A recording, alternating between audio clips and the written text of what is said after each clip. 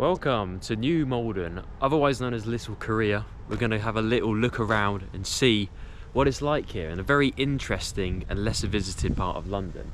I'm sure you've heard of Chinatown, but have you heard of Little Korea? Probably not. Let's have a look. The small town of New Malden, located within the southwest area of London, contains the highest concentration of North Korean refugees anywhere in the world outside of Asia. But it's not all North Koreans. There's also 10,000 South Koreans that live here now, and as a result it's been named Little Korea.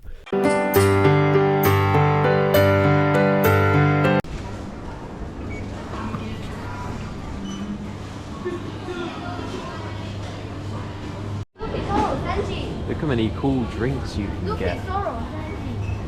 I don't know what any of this is, but there's even cool ones in these little pouches. And then you've got these little... I have no idea what that is. Wow.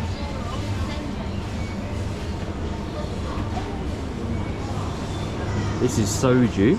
This is a traditional South Korean drink, which is absolutely delicious. And look at the flavours you can get. You can get melon, strawberry, blueberry, citron, even yogurt flavoured soju, which would be absolutely insane. That would be such a weird one to try out.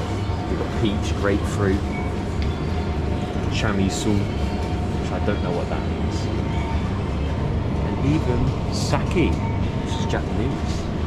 Wow.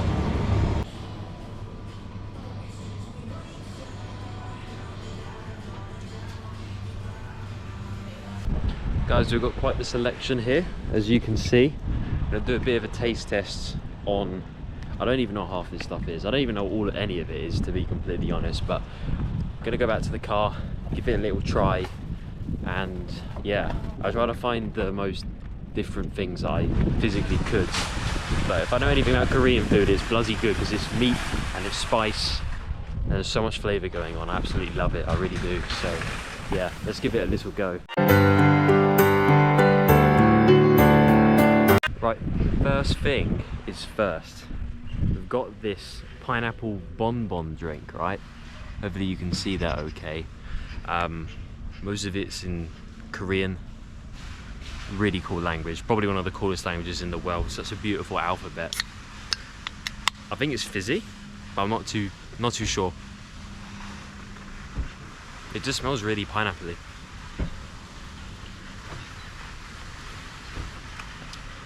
It's like just like pineapple juice, really. There's like little bits of pineapple inside it. I recommend, very good. Now next, I don't know if this is sweet or savoury or what, but it's called a red bean polo bun. Let's give it a go. No idea what to expect for this one. It's big though. Bloody hell. Look at the size of this. £1 this cost. Right, I don't know if I should be expecting something sweet or savoury or what.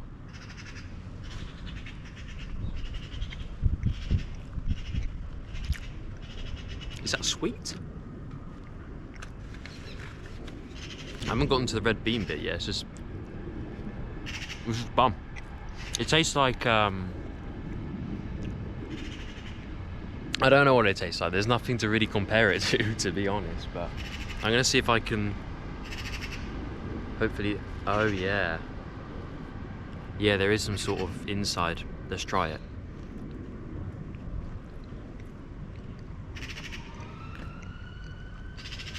That's pretty good. It's really sweet in the middle. And like grainy. And very weird. Too bad though. Drink gets a solid 8 out of 10. This gets solid 9 out of 10. Delicious.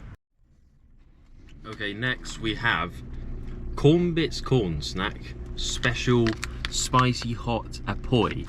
Now it sounds like Filipino, doesn't it? But there's I don't know if you can see on the bottom, but there is Korean writing on there, so I'm gonna assume. It doesn't say where it's made or anything, so oh, Filipino. It is Filipino. This Korean food tastings has gone terribly wrong. I'm eating Filipino food now. But let's try it anyway. I think it's like a corn thing with a little bit of spices on it, a little bit of cheese and salt, I think.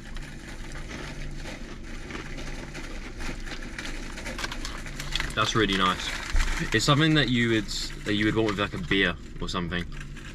So I'd probably say for any food, but it's pretty good. But it's got like a smokiness, so kind of gets you in the back of the throat. Yeah, really good. Maybe like a 7 out of 10. And lastly, save the best to lastly, we've got the Soul Sisters, which is an interesting name. There they are. Soul Sister 1, Soul Sister 2. And this is kimchi flavour. Now nothing sums up South Korea more than kimchi. I've never had kimchi before. So I don't know what to expect here at all.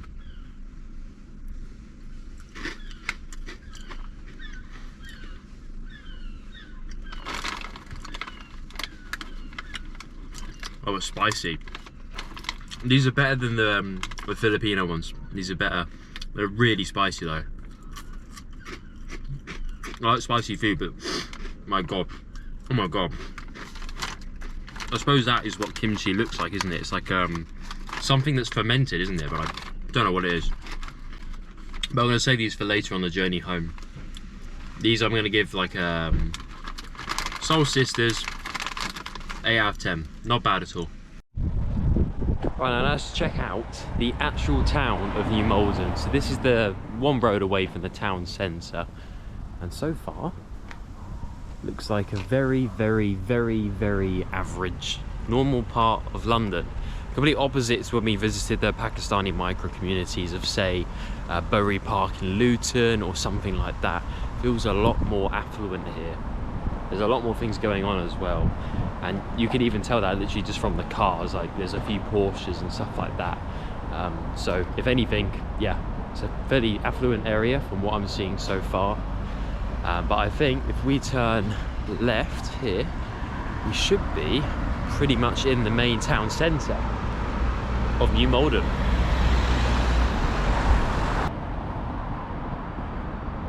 And what I want to get across is, no matter where you go, whether that is Luton or southwest London, there's always good and bad parts of every area.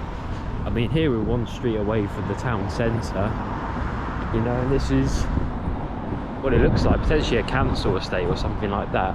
I don't know what it is or what it isn't, but yeah, just thought I'd show you what it sort of looks like. I mean, you've got like trash that's blowing over into the main street really, but does it feel particularly Korean or not Korean? No, it just feels like a normal part of London. I really don't want this to be a letdown, guys. I actually want to see some actual culture, and that's the thing. I believe London is the third most multicultural city in the world.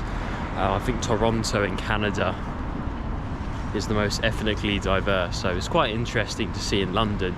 You know, you've got like Little Portugal, you've obviously got Chinatown, but there's loads of Indian communities, Pakistani communities in Harrow area, sort of North London as well. So it's very interesting to see. No matter where you go south, north, east, west, there's always going to be something quite interesting to see.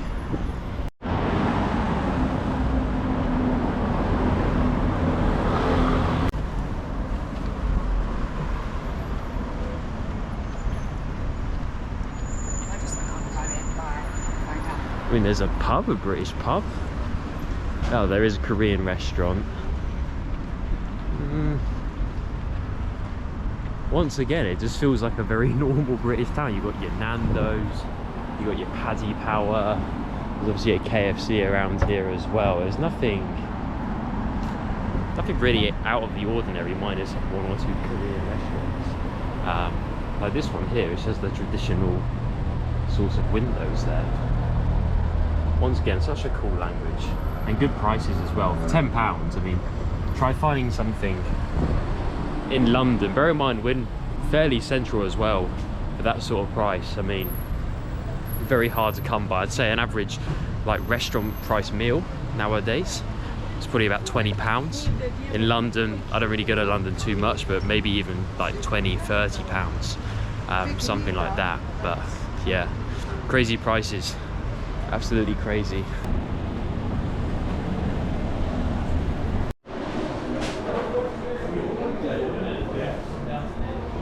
Well, I've just had some very traditional Korean food.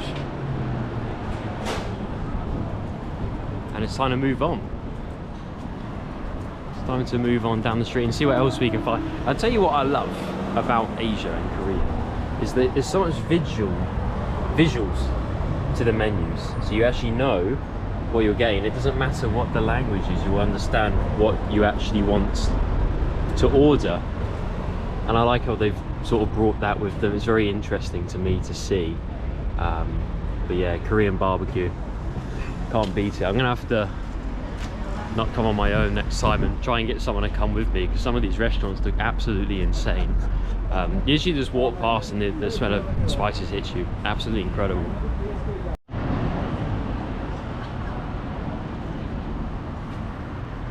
Very interesting. The text for that store was mostly in Korean, but they're still there. They've hung up the Union Jacks. I like it, a bit of both. Why not? That's what the UK is about, you know. Respect where you are, assimilate, but also don't be afraid to stay true to your roots. And I know that sounds like it's contradicting themselves, but this area feels nice. It feels very nice. It's got all the good parts of England-ish, and all the good parts of Korea all in one. I was saying ish because there's still one abandoned shop there, but for the UK standards, not too bad at all. Especially after places we've been on this channel. I mean, coming back from the town centre of Eastbourne, this feels like Chelsea in comparison. Well everyone, that was New Malden. I was sort of coming down here anyway, so I thought I might as well just do a mini video seeing them here. But it's an interesting place to come. Visually, you can't, it just feels like a normal English place. However, when you start looking into it a bit more, you notice the writing's a little bit different, the shops are very different, and the restaurants are very different as well. So if you're watching this as a foreigner and you're wanting to come to London and you're wanting to go to Chinatown, Chinatown's good, it's very busy.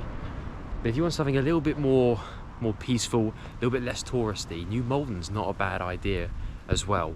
It hasn't got the usual tourist things like the gate and all of that. It is a very normal place, but it's safe, it's not busy, it's peaceful, and you can try some food that you've probably never had before. And Korean food's better than Chinese food anyway. Anyway, on that note, I'll see you guys in the next one. Have a good one.